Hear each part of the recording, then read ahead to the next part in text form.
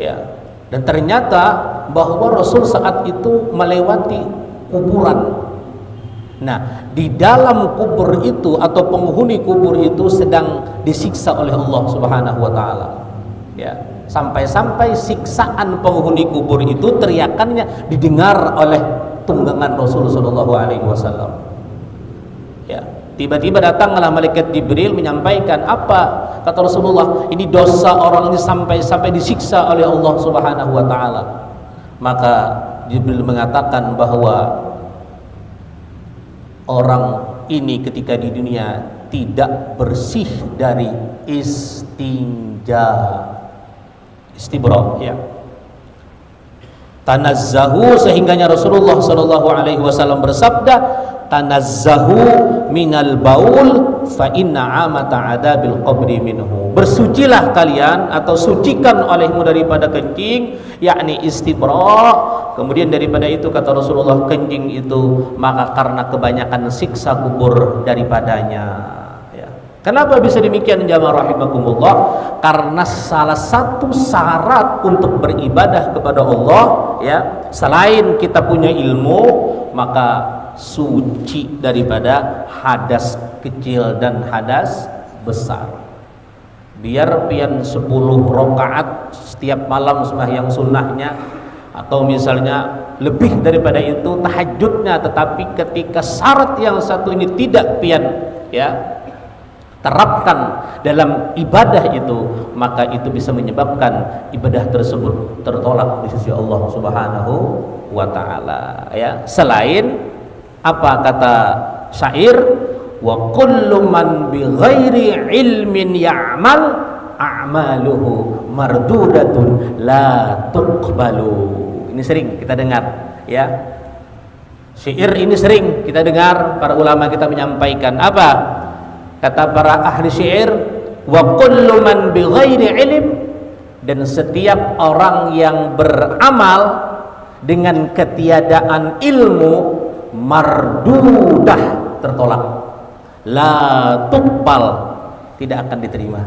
Nah, ini ternyata ilmu itu penting ketika seseorang itu ingin melaksanakan satu amalan, apalagi amalan yang hubungannya itu adalah kepada Allah dan itu hukumnya wajib, maka kita mesti harus punya ilmu, ya, termasuk istinja di sini. Baik, kita masuk pada kitab kita. Bismillahirrahmanirrahim. Qala al-musannif rahimahullahu taala wa nafa'ana bihi wa bi ulumihi fid dharain ad-dunya wal akhirah, amin. Istinja. Apa itu istinja? Istinja ialah menghilangkan najis yang keluar daripada kemaluan yang di muka atau yang di belakang. Itu istinja. Al-Fakir ulangi, menghilangkan najis yang keluar daripada kemaluan, baik kemaluan yang di muka atau yang di belakang, ya, kubul atau dubur. Ya, kubul itu bahasa, ya, sederhananya, ya, kalau ulun sebut apa sensor, ya, zakar, ya, itu zakar yang di depan, ya. Nah, ini jadi kubul dan dubur sajalah. Kubul itu yang di depan, dubur yang di belakang. Jadi ketika kita membersihkan kemaluan kita, baik kubul atau dubur, itulah yang dimaksud dengan istinja. Ya. Kira-kira ini dalam kehidupan sehari-hari kita sering enggak? Ada sering lagi, ini hampir ya, apalagi yang ketujuh makan banyak ini, ya. Kali dikit bakami, dikit bahira, ya. Nah ini, maka di sini ada hukum yang namanya istinja di dalam ilmu fikih. Apapun, ya, nama kitabnya, siapapun pengarangnya, mazhab apapun itu mengenai fikih, pasti dibahas tentang istinja, dan dia termasuk di dalam babut toharoh, bab toharoh. Nah ini bab tentang bersuci, ya. Ini Jadi itu tadi pengertian istinja jamaah rahimakumullah, ialah menghilangkan najis yang keluar daripada kemaluan yang di muka atau yang di belakang. Ya. Kubul berarti kencing, dubur ya berarti buang air besar.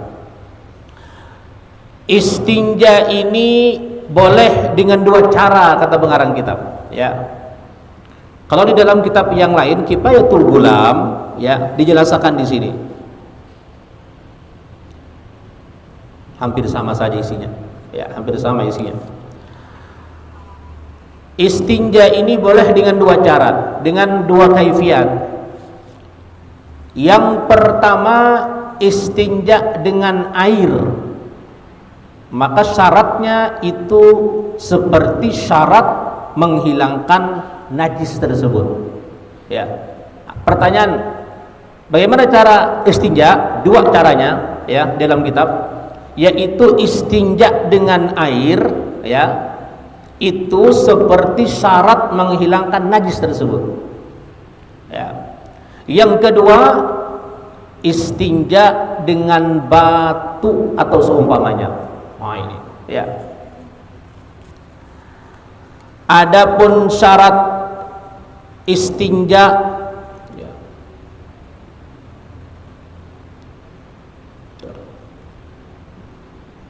Adapun syarat istinja dengan batu itu tiga perkara. Pertama, bahwa adalah najis yang keluar itu jangan kering ya, dan yang kedua bahwa adalah najis yang keluar itu jangan berpindah daripada tempatnya kepada yang lain. Yang ketiga, jangan mendatang atasnya najis yang lain. Demikianlah syarat istinja dengan batu. Adapun syarat istinja dengan air, berarti terbalik. Kalau kitab Kifayatul Ghulam ini dijelaskan syarat istinja dengan batu dulu ya, baru istinja dengan air. Dalam kitab Kifayatul Muhtaj itu istinja dengan air dulu dijelaskan. Agak lebih penjelasannya lebih dalam di kitab Kifayatul Ghulam ya. Adapun syarat istinja dengan batu, misalnya orang menggunakan batu untuk istinjanya, yang pertama bahwa adalah najis yang keluar itu jangan kering ya. Ini ya artinya pembahasan fikih ya seperti ini Bapak Ibu jamaah rahimakumullah ya. Ya harus kita sebutkan ya, harus kita sebutkan yang demikian ya, karena demikianlah fikih tadi, demikianlah fikih itu ya. Tidak bisa kita menggunakan kalimat-kalimat yang membuat jamaah itu agak sedikit bingung dan sebagainya. Harus jelas, bahkan fikih ini harus dengan praktek biasanya. Harus dengan praktek. Ini fikih ya. Karena dia terkait dengan ibadah. Bagaimana mengangkat takbir yang sebenarnya, bagaimana qiyam ya, bagaimana cara berwudu ya, kemudian tumakninah itu seperti apa bacaannya. Nah ini itu dibahas dengan fikih ya. Jadi yang pertama syarat istinja dengan batu itu adalah bahwa adalah najis yang keluar itu jangan kering ya, jangan kering najisnya. Ini kalau disebut kering ini berarti bukan kami, tetapi yang keluar dari dubur. Nah ini ya, itu syarat menggunakan istinja dengan batu ya. Yang kedua bahwa adalah najis yang keluar itu jangan berpindah daripada tempatnya kepada yang lain ya. Ya apalah bahasanya ini dibahasakan ini ya.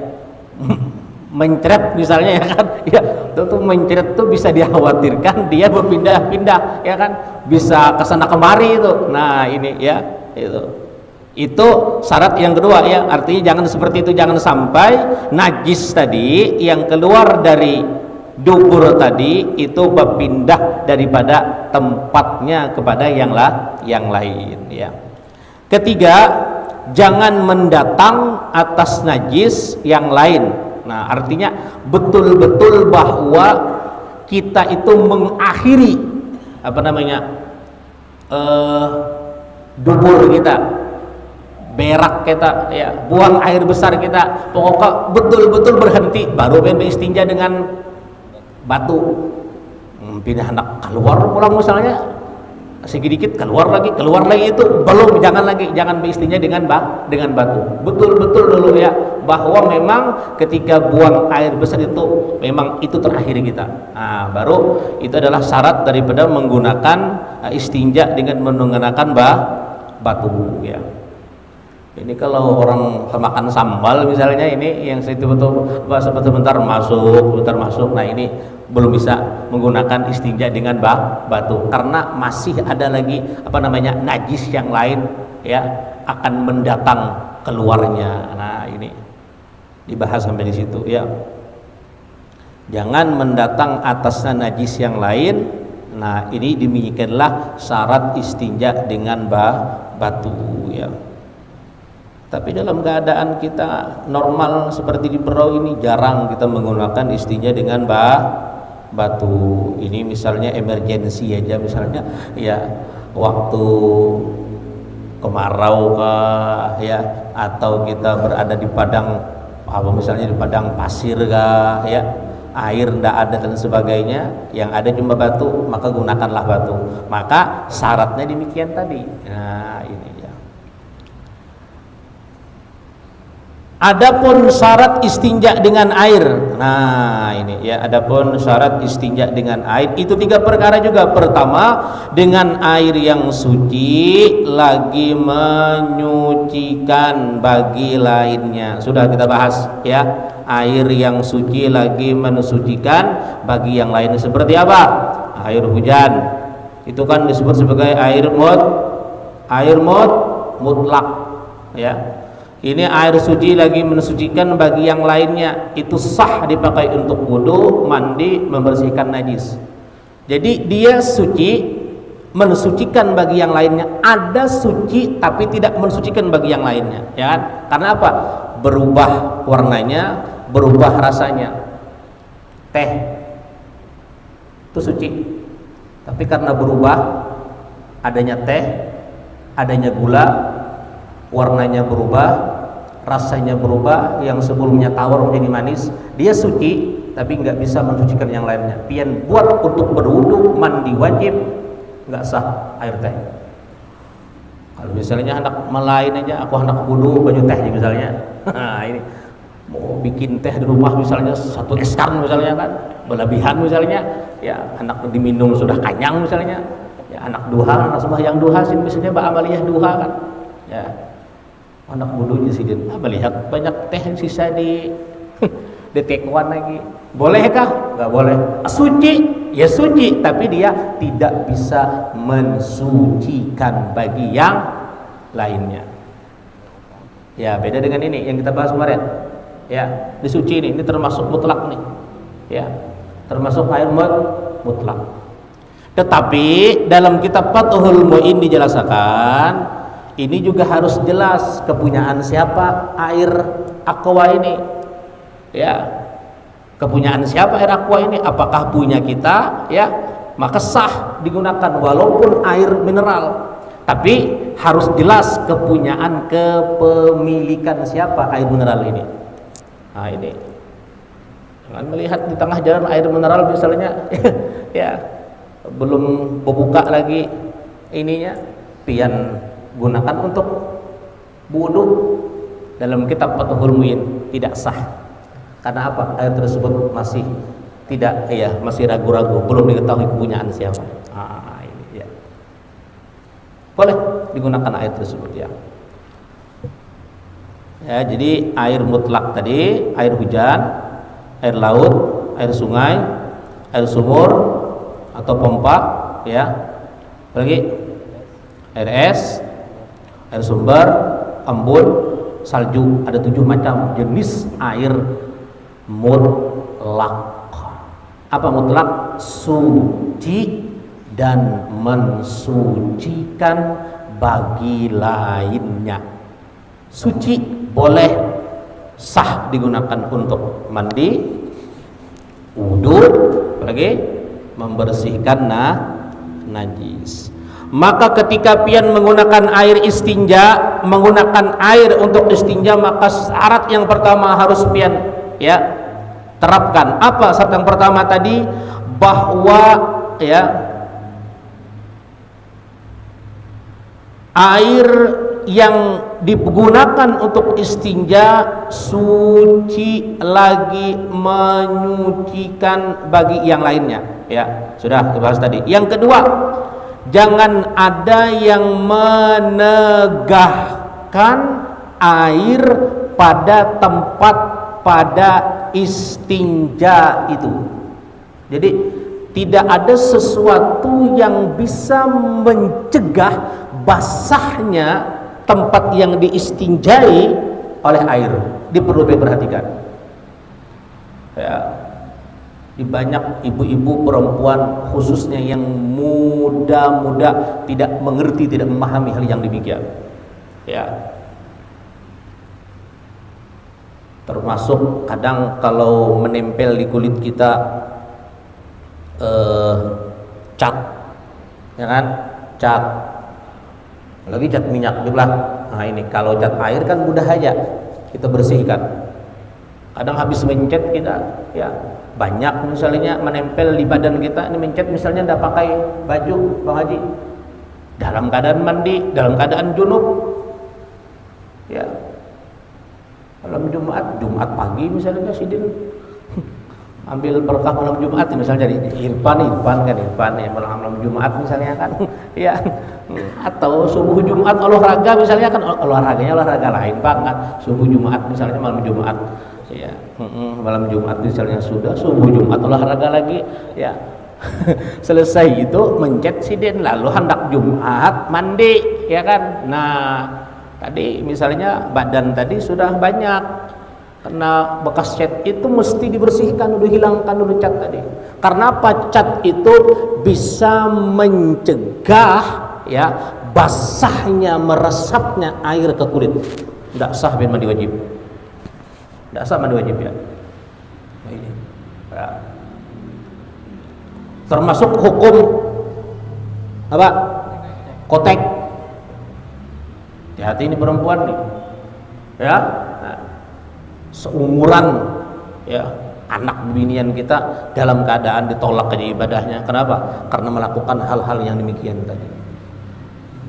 Ini memikirkan apa namanya indah di dunia aja, tapi dari segi itu tidak mengerti bagaimana ya sebab akhiratnya, sebab amaliyahnya. Nah ini.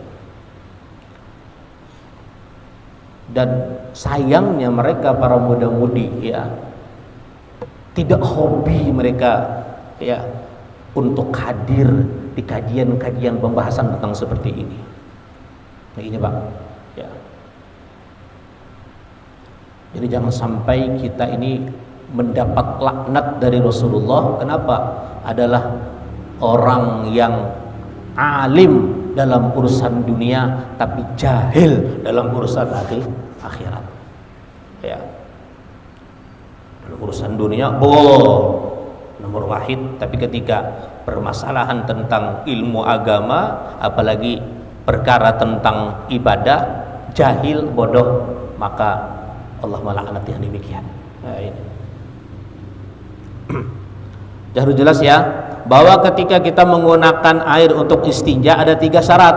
Yang pertama tadi syaratnya bahwa air yang digunakan adalah air mutlak. Yang kedua dijelaskan dalam kitab di sini jangan ada yang menegahkan air pada tempat basah pada istinja. Kalau ada dirasa-rasa pian pegang-pegang itu nah nang kesayangan pian itu nah ya dipegang-pegangi di hati apa misalnya ya ya misalnya nang di depan ini kan ya bilang tiap hari ya kalau melihat hati nanti hati mau istinja dari hati ada ndak yang sesuatu yang bisa mencegah. Nah ini ya kalau yang ada hilangkan baru ya laksanakan istinja tersebut ya.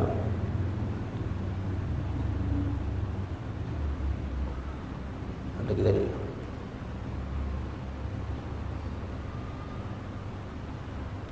Dan ketiga Apa ketiga syaratnya? Mengalirkan air kepada tempat istinja. Bagus sekali pakai keran, bagus sekali pakai keran, ya. Nah, jadi biasanya kan di WC umum itu sekarang kan dua ya, kalau enggak pakai ditekan, seret, atau ini yang kadang apa? Kita sensor, ya kadang sensornya yang ya, sensor ya kadangnya kita duduk ya, duduk keluar, atau ada sedikit di sampingnya tuh, nah ada kecil kadang putarannya tuh, nah ini itu bagus juga tuh ya, mengalir ya langsung pian ya mencari WC lah yang diumumkan kalau bisa, kalau ada jangan yang berdiri, janganlah. Jangan yang berdiri, jangan ya, kalau yang ada pilihannya. Tapi terkadang hotel-hotel kelas ya di bandara apa, kadang kebanyakan yang berdiri kadang ya. Nah, ini hebatnya penuh orang-orang kafir nih ya, ya sampai di situ kita dijauhkannya daripada sunnah Rasulullah. Padahal ya kata Abu Lais As-Samarqandi ya, kalau kalian ingin selamat daripada siksa kubur, maka dawamkanlah 5 perkara dan jauhkanlah 5 perkara. Ya, ini kan cerita ketika sahabat Rasulullah yang juga sebagai khalifah, ya Utsman bin Affan ketika lewat kuburan, Pak, menangis kan? Menangis Utsman bin Affan sampai-sampai janggut silin basah. Kalau kita kan lewat kuburan tetap tahu aja kita, ya. Menangis juga guru aja, tapi menangis takutan silin kan? Ya. Ya. Nah, ya takutan mulai dikejar hantu ya. Utsman bin Affan menangis sampai basah janggut sidin. Ya. Wahai Amirul Mukminin, dikisahkan kepada pian tentang ya neraka, pian tidak menangis. Dikisahkan kepada pian tentang surga, pian tidak menangis. Dikisahkan kepada pian tentang huru hara kiamat, juga engkau tidak menangis wahai Amirul Mukminin. Tapi ketika pian lewat kuburan, pian menangis. Maka apa kata Utsman bin Affan? Kata beliau, aku teringat dengan hadis Rasulullah, al-qabru awwalu manzili min manazilid dunya wa akhiru manzili min manazil akhirah, atau sebaliknya, al-qabru awwalu manzili min manazilil akhirah, ya, wa akhiru manzil min manazilid dunya. Kubur itu kata Rasul sallallahu alaihi wasallam adalah tempat pertama, pintu gerbang pertama ketika kita ingin masuk ya ke dalam negeri akhirat, dan kuburan itu adalah tempat terakhir, terminal terakhir daripada tempat-tempat di dunia. Barang siapa yang selamat dalam kuburnya, kata Utsman bin Affan, ya, maka hal-hal sesudah dikubur itu akan mudah. Sebaliknya, ketika di dalam kubur itu tidak selamat, maka hal-hal sesudah dikubur itu akan lebih berat lagi. Lalu dikomentari oleh Syekh Abu Lais As-Samarqandi, kata beliau, barang siapa ingin selamat daripada siksa kubur, maka dawamkanlah 5 perkara, jauhi 5 perkara. Dawamkan 5 perkara tersebut yang tadi adalah sholat 5 waktu ma'al jamaah, dan hindari 5 perkara itu apa? Di antaranya kencing dalam keadaan berdiri. Nah, dari itu ya, jadi hendak selamat daripada siksa kubur, kan kaitannya tadi lawan hadis Nabi itu lu sampaikan tadi, ya kan? Yang dari apa namanya? Dari Al-Baghawi, Syarah Muslim, Al-Imam An-Nawawi menyatakan tadi, itu ada benang merahnya. Apa kata Nabi? Tanazzahu minal baul fa inna amah adzabil qabri minhu. Suci kalian daripada istinja, beistibra betul-betul, karena apa? Kebanyakan siksa muncul daripadanya. Nah, ini.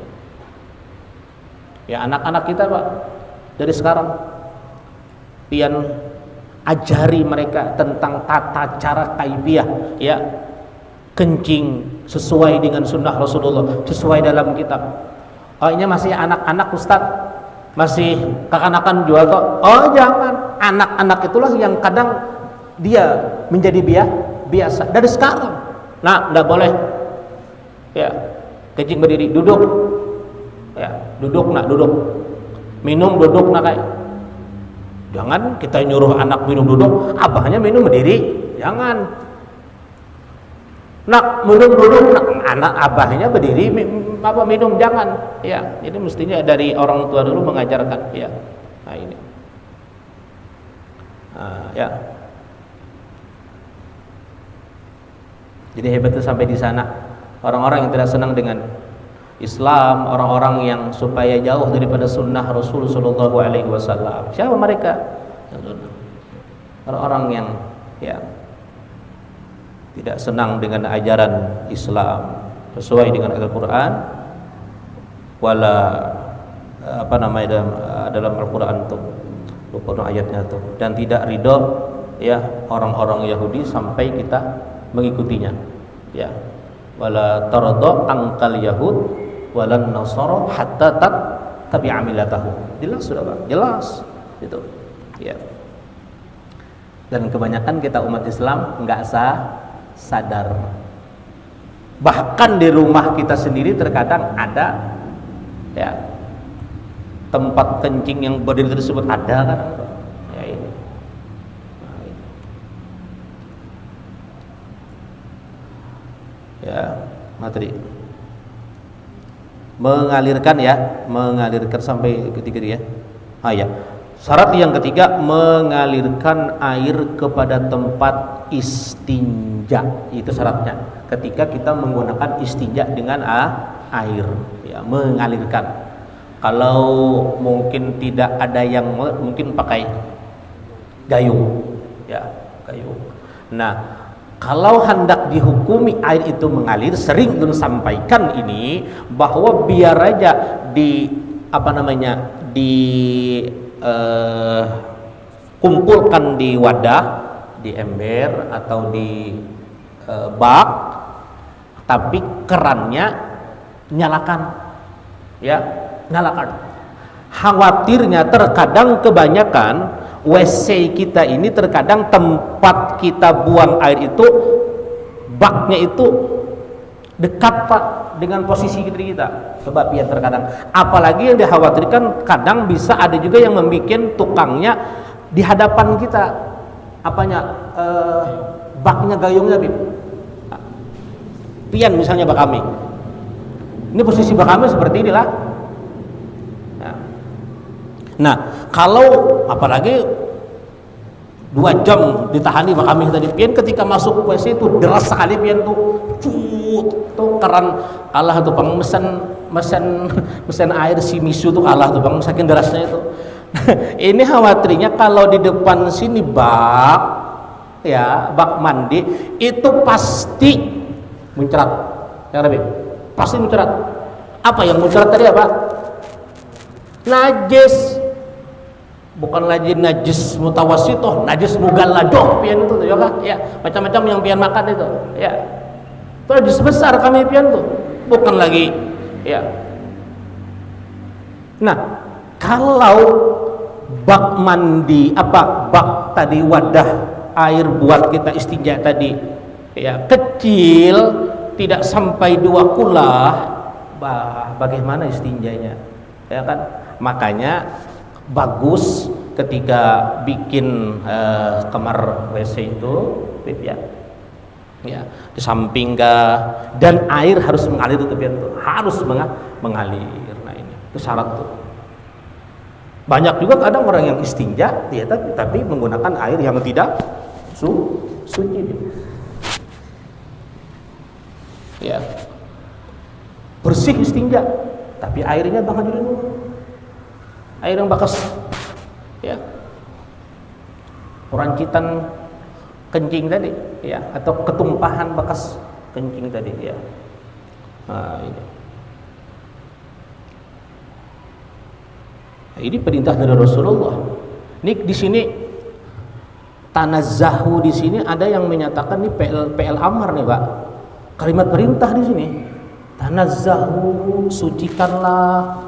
Ya, kalimat perintah ini, al-amr, perintah dari Rasul Sallallahu Alaihi Wasallam. Dan selain perintah ada juga warning Pak, peringatan dari baginda Rasulullah. Jangan sepelekan perkara istinja. Jangan sepelekan perkara istinja ya. Nah, ini. Baik, selanjutnya ya.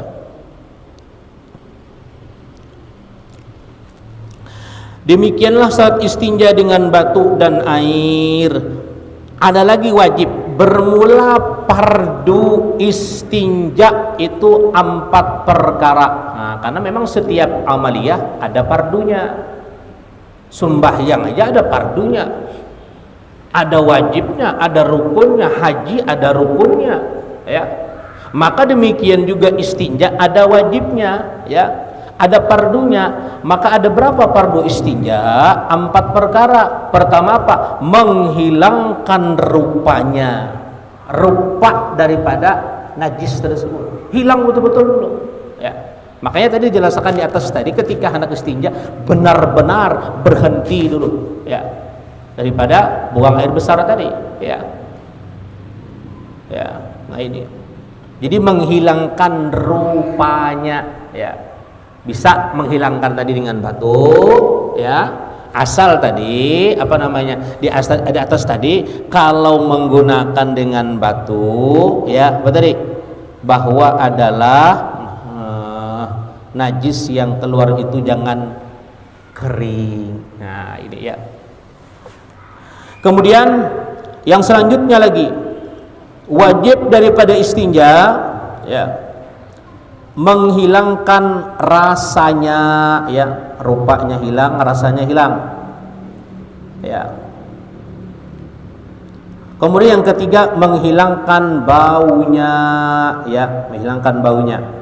Dan yang keempat dengan yakin ya, dan keempat bahwa istinja itu dengan ya yakin. Demikianlah fardu istinja, inilah niatnya. Nawaitul istinja minal baul wal ghaid fardhan alayya lillahi ta'ala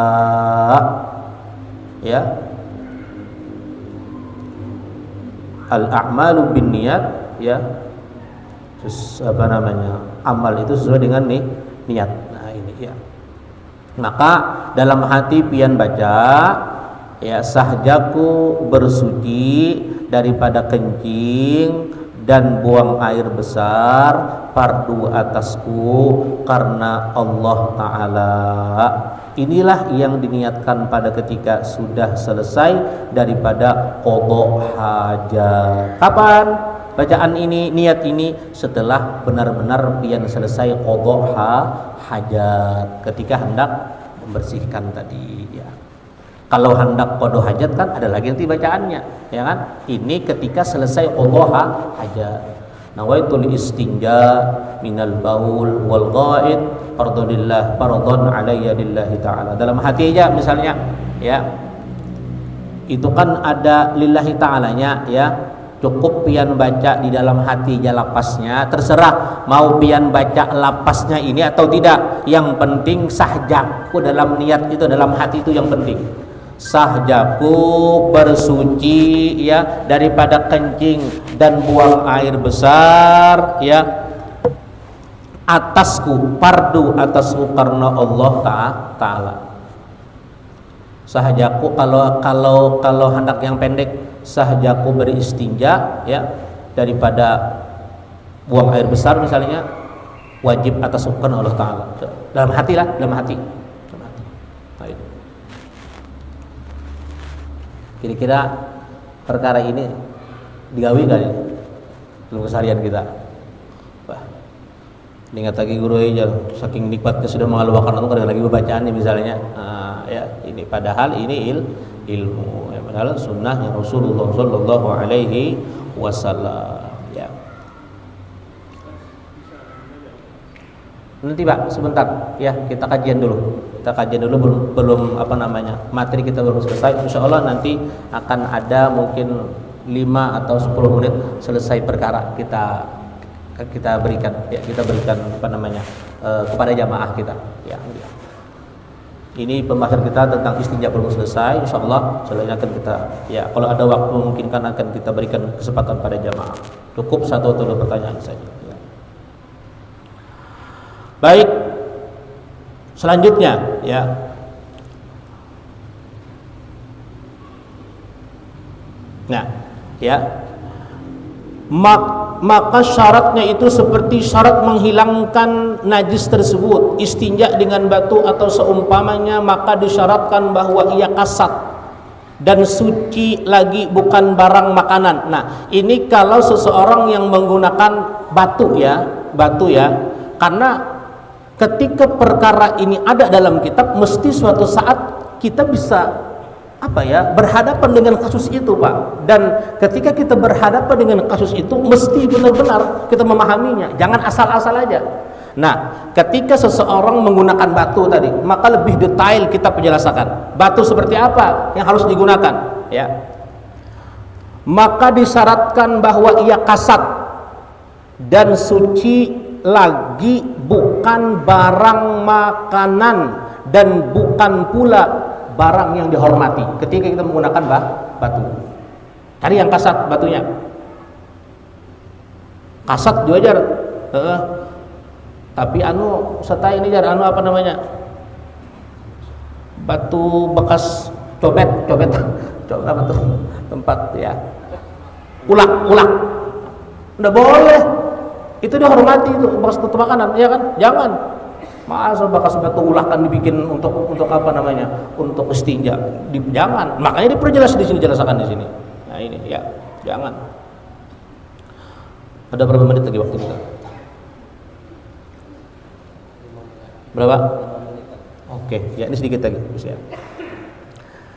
Dan disyaratkan pula bahwa diistinja itu belum kering dan lagi jangan mendatang najis yang lain. Diwajibkan dengan 3 kali sapu, sama adalah 3 biji batu atau 1 biji batu dengan 3 buncu. 3 apa, kalau buncu itu kalau bahasa buncu itu ya pojok, sudut. Nah, ini sudutnya ya. Kalau menggunakan batu ya, ya, 3 diwajibkan dengan 3 kali sapu, sama adalah 3 biji batu atau 1 biji batu dengan 3 buncu. 3 kali boleh dengan 3 batu ya, kali buang.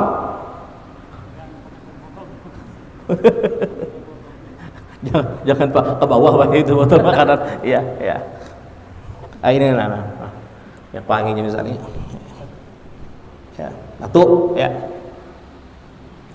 Baca dulu tadi nawal istinja tadi, nawaitul istinja ya kan, minal baul wal ghaid ya, fardun alayya lillahi taala. Jangan berteriak dalam kamar mandi baca, jangan ya. Cukup dalam hati aja. Ya, sahajaku beristinja daripada buang air besar ya, wajib atasku karena Allah Ta'ala. Nah, tangan apa misalnya nyaman, misalnya yang mudah misalnya, atau dari sini kan misalnya ya kan. Susah juga pakai batu nih lah ya. Sekali misalnya batunya, kalau menggunakan 3 biji batu yang lain, batu itu buang sudah. Jangan pian sayangi, pian bawa buri ke rumah, jangan. Batu bakar amat nih, jangan ya. Ini kalau menggunakan 3 batu. Nah, kalau 1 biji boleh, tapi memakai 3 sudutnya. Kira-kira pian bisa enggak memprediksi meraba-raba sudut yang mana yang belum kena? Nah, ini yang susahnya. Mau ajar bini lawasnya di kamar mandi, apa ini?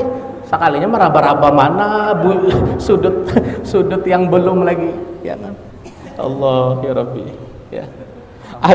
Adapun yang terafdol lebih dahulu istinja dengan batu kemudian dengan air. Nah, itu yang afdol. Kalau hendak afdol ternyata dua-duanya batu dulu baru air, itu afdol. Ternyata kalau air saja ya masuk itu, tapi tidak afdol ya. Nah, ini. Adapun yang terafdol lebih dahulu istinja dengan batu kemudian dengan air. Selesai beristinja disunahkan membaca doa ini. Allahumma tahhir qalbi minan nifaqi wa hussin farji minal fahish. Artinya, ya Allah, bersihkan hatiku dari sifat munafik dan peliharalah kemaluanku dari segala kejahatan. Menit ya? Iya. Pas habis pembahasan kita, insyaallah akan kita sambung pembahasan selanjutnya, cara masuk kakus atau cara masuk WC, insyaallah pada waktu selanjutnya. Mungkin ada waktu Pak Ustadz Iskandar ingin bertanya. Mudah-mudahan ini bukan pertanyaan tapi sekedar memberikan masukan saja, karena kalau bertanya beliau lebih ahlinya daripada Al-Fakir. Nah, ini ya. Silakan, Ustaz. Iya, bisa sih.